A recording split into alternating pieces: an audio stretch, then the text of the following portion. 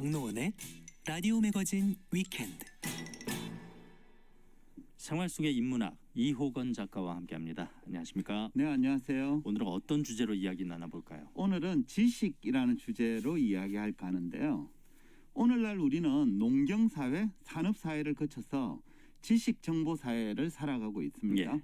지식정보사회는 온갖 지식과 정보가 융합하여 기술과 산업을 이끌어 나가는 사회를 말하죠.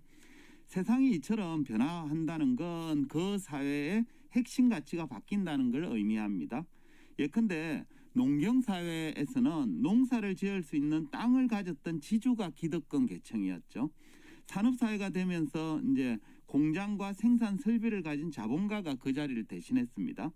이제 지식정보사회로 바뀌면서 지식과 정보를 가진 자가 세상의 중심에 서게 되었습니다. 그만큼 지식의 가치가 중요해졌다 이렇게 볼 수 있습니다. 네. 하지만 뭐 사실 지식정보 사회 이전에도 네. 지식은 늘 중요했었죠. 예, 맞습니다. 특히 그 지배계층에게 있어서 지식은 매우 중요한 전유물이었습니다. 동서양을 막론하고 지식의 저장 매체라고 할 수 있는 책은 소수의 지배계층이 독점하던 물건이었거든요. 일반 서민이나 노예들은 지식의 필요성을 알지도 못했고 평생을 문맹인 채로 사는 경우도 많았습니다. 그 결과 지식을 가진 사람들에 의해서 지배를 받으며 살았습니다. 그런데 이제 현대로 오면서 사람들은 대부분 지식의 중요성을 알게 되었고 지식의 보고인 책을 읽으면서 지식을 쌓으려고 노력하게 되었습니다.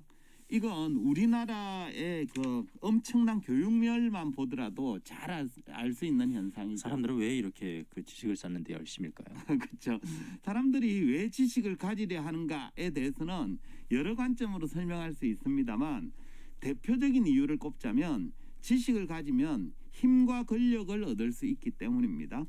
영국의 계몽주의 철학자인 프랜시스 베이컨은 인간의 지식과 힘은 일치한다면서 지식이 곧 힘의 원천임을 강조한 바 있습니다. 프랑스 철학자인 미셀 푸코도 지식이 곧 권력이라면서 이렇게 주장했습니다. 한번 들어보십시오. 지식 없는 권력의 행사는 불가능하며 권력의 효과 없는 지식 또한 불가능한 것이다.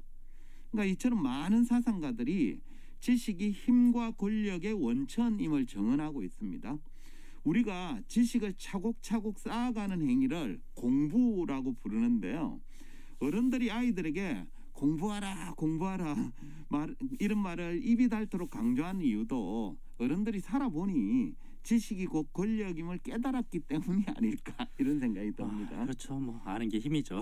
그래서 뭐 공부란 것은 평생에 걸쳐서 해야 되는 예, 끝없는 맞습니다. 이제 일이죠. 예. 근데 이제 공부를 하면서 지식을 쌓는다는 게 꼭 쉽지만은 않은데요.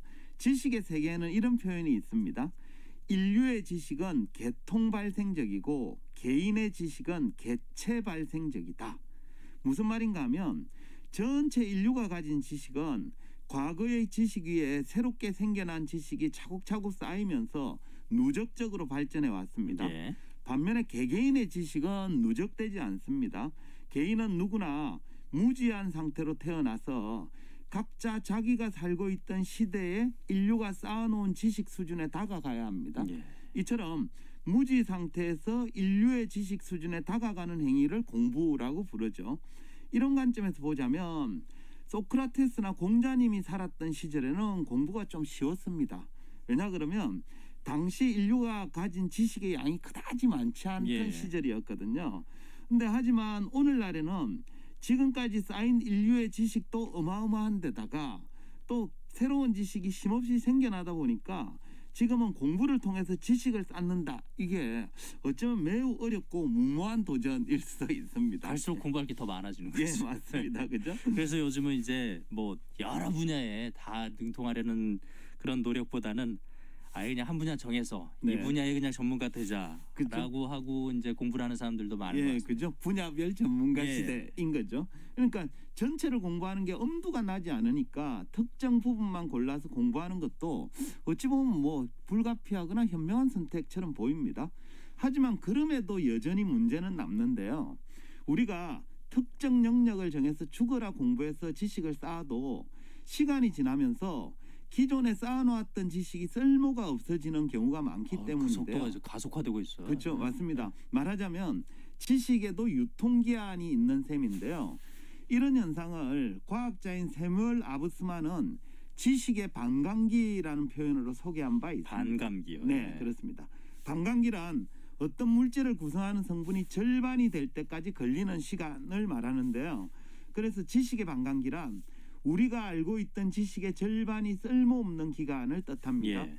그래서 아브스만은 각 분야의 과거 연구 논문을 모아서 전문가한테 읽힌 뒤에 지식이 무용해지는데 걸리는 시간을 검증했던 롱탕이라는 학자의 2008년도 연구를 인용했습니다. 그래서 그 분석에 따르면 각 분야의 지식이 절반 정도 무용해지는데 걸리는 시간이 물리학이 13.07년, 경제학이 9.38년, 수학은 9.17년, 심리학은 더 짧습니다. 7.15년, 역사학 7.13년, 종교학 8.76년 등으로 밝혔습니다.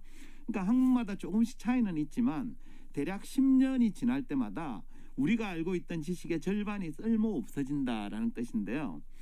이 주장을 한 연구의 배경이 2008년도 연구였거든요. 그래서 추정해 보면 지금은 그것보다도 더 짧아지지 않았을까 이렇게 생각됩니다. 저도 더 짧아졌을 것 같은데. 네, 그죠? 그렇기 때문에 뭐 공부 계속해야 되는 거죠. 맞습니다.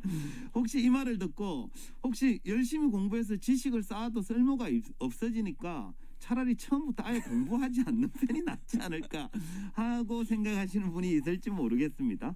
하지만 그것도 결코 현명한 선택은 아닙니다. 예나 지금이나 지식이 곧 힘이고 권력이라는 사실에는 변함이 없으니까요. 해서 지식의 반감기가 있다고 해도 공부는 여전히 해야 합니다. 다만 공부를 조금 더 현명하게 할 필요는 있을 것 같아요. 그러니까 공부를 하되 유통기한이 짧은 지식뿐만 아니라 좀 유통기한이 긴 지식에도 집중을 해야 되는데요. 그럼 여기서 한번 물어볼게요. 유통기한이 긴 지식에는 어떤 것들이 있을까요? 예, 직접 말씀해 주세요. 알겠습니다. 우리 그 주제랑 비슷한데요. 인문고전입니다. 예. 고전이란 오랫동안 많은 사람들에게 널리 읽히고 모범이 될 만한 문학이나 예술 작품이라는 사전적 의미를 가지고 있는데요. 말하자면 시간을 견뎌낸, 그러니까 세월의 흐름을 견뎌낸 모범 작품이란 뜻입니다. 예. 2016년에 작고하신 우리 시대 최고의 지식인이라고 불렸던 움베르토 에코는 고전을 쓰는 작가를 이렇게 표현한 바 있습니다. 고전 작가란 오랜 세월 동안 시간의 타성과 망각의 사이렌 소리를 물리친 작가다. 그러니까 고전은 세월이 아무리 흘러도 잊히거나 사라지지 않고 여전히 쓸모나 유용성을 가지고 있기 때문에 오늘날에도 여전히 많은 사람들이 찾아 읽습니다. 그러니까 유통기한이 없거나 아주 긴 지식이라고 볼 수 있는 거죠. 그게 바로 고전의 힘이겠죠. 예, 그렇습니다. 반면에 산업혁명이나 정보혁명 이후에는 엄청나게 많은 양의 새로운 지식이 생겨났지만 그중에서 세월의 흐름을 이겨내고 미래에도 여전히 살아남을 수 있는 지식은 극소수에 불과합니다. 대부분 반감기가 짧은 지식이 유통되고 있기 때문인데요. 사실 이런 지식의 유통기한이 문제가 되는 건 비교적 최근의 일입니다. 과거에는 지식의 반감기가 아주 길었기 때문에 이에 대해서 개개인이 고민할 필요가 별로 없었어요. 예. 가령 인류가 농업혁명을 통해서 만들어낸 농업 관련 지식은 이후에 무려 1만 년가량 유효했거든요. 그러니까 유통기한이 농업시대는 굉장히 길었습니다. 그런데 이제 18세기 후반에 등장한 산업혁명으로 생겨난 지식은 대략 200년 정도 유통되다가 20세기 후반에 등장한 정보혁명으로 그 수명을 다했다고 볼 수 있습니다. 아마 정보혁명 이후에 만들어진 지식의 유통기한은 이전보다 훨씬 짧을 겁니다. 가령 기억나시나요? 1997년에 개봉했던 장윤현 감독의 영화 접속을 보면 남녀 주인공이 PC 통신을 통해서 이야기를 주고받는 장면이 나옵니다. 당시 이 전화 회선을 통해서 PC로 접속하는 통신 기술은 그야말로 최신 지식이었거든요. 하지만 지금은 어떤가요? PC 통신을 다루는 방법이 여전히 쓸모가 있나요? PC통신 지금 있나요? 아유, 이 단어 자체도 모르는 10대, 20대까지는 뭔지도 모를 거예요. 그렇죠. 예. 인터넷이 나오면서 그럼요. 전혀 예. 사라졌죠, 그죠? 이처럼 우리는 지금 과거에는 상상할 수 없을 정도로 엄청나게 빠른 변화 속에 살아가고 있습니다. 이런 변화와 혁신이 가속될수록 기존 지식의 수명은 점점 짧아져서 쓸모가 없거나 죽은 지식이 되고 말거든요. 그렇죠. 예. 따라서 공부를 통해 지식 습득하는 거 중요합니다. 하지만 유통기한에 대한 고려도 필요합니다. 물론 유통기한이 짧은 지식이라고 해서 무조건 외면해서는 안 되겠죠. 시대의 흐름에 맞는 최신 지식을 갖추는 것도 반드시 필요합니다. 하지만 모든 지식을 변화의 흐름에만 맞추는 것도 바람직하지는 않습니다. 그렇게 되면 아무리 자기가 열심히 공부를 해도 여전히 새로 배워야 할 지식은 더 많이 남게 되고, 공부를 하면 할수록 깨달음이나 통찰에 이르기보다는 부족함을 느낄 가능성도 높거든요. 공부에 지칠 수도 있겠네요. 네, 그렇습니다. 결국 지금처럼 변화가 심하고 지식이 넘쳐날수록 진짜 중요한 것에 집중하는 능력도 필요한데요. 러시아의 위대한 사상가인 레프 톨스토이가 인생이란 무엇인가에서 이렇게 썼습니다. 한번 들어보십시오. 그리 중요치 않은 평범한 것을 많이 알기보다는 참으로 좋고 필요한 것을 조금 아는 것이 더 낫다. 그러니까 톨스토이의 주장은 지식의 선택에도 비슷하게 적용되지 않나 싶습니다.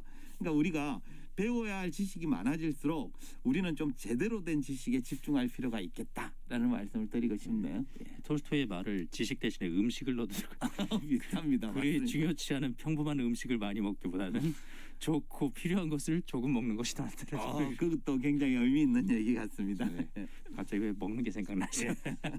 오늘도 도움 말씀 고맙습니다. 네, 감사합니다. 생활 속의 인문학 이호건 작가와 함께했습니다.